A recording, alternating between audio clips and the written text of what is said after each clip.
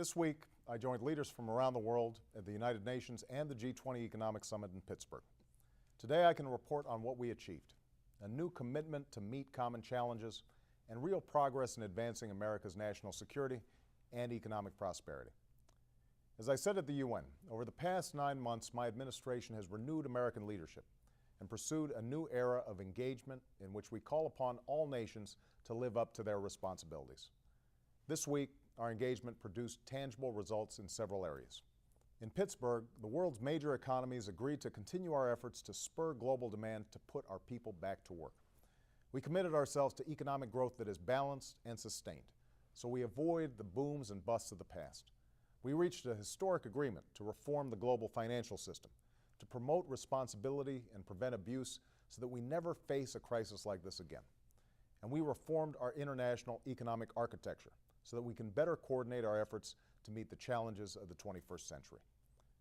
We also established American leadership in the global pursuit of the clean energy of the 21st century.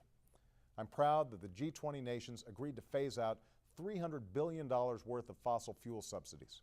This will increase our energy security, reduce greenhouse gas emissions, combat the threat of climate change, and help create the new jobs and industries of the future.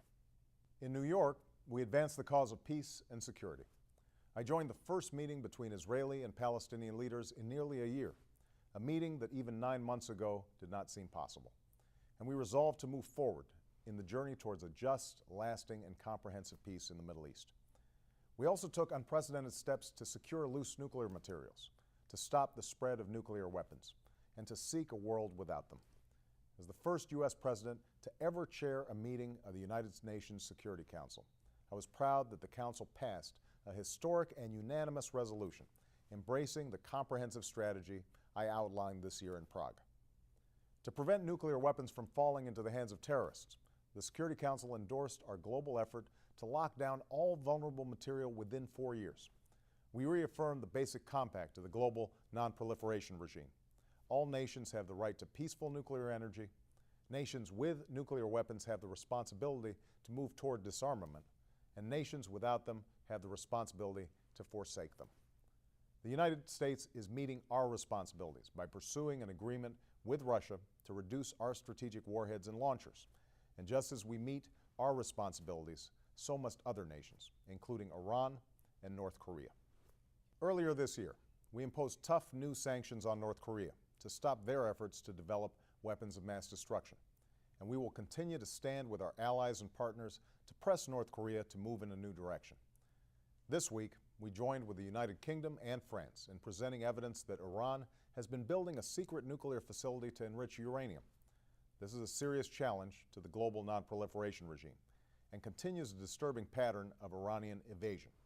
That's why international negotiations with Iran, scheduled for October 1st, now take on added urgency. My offer of a serious, meaningful dialogue to resolve this issue remains open, but Iran must now cooperate fully with the International Atomic Energy Agency and take action to demonstrate its peaceful intentions. On this, the international community is more united than ever before. Yesterday, I stood shoulder to shoulder with our European allies in condemning Iran's program. In our meetings and public statements, President Medvedev of Russia and I agreed that Iran must pursue a new course or face consequences. All of the permanent members of the United Nations Security Council and Germany have made it clear that Iran must fulfill its responsibilities. Iran's leaders must now choose. They can live up to their responsibilities and achieve integration with the community of nations, or they will face increased pressure and isolation and deny opportunity to their own people.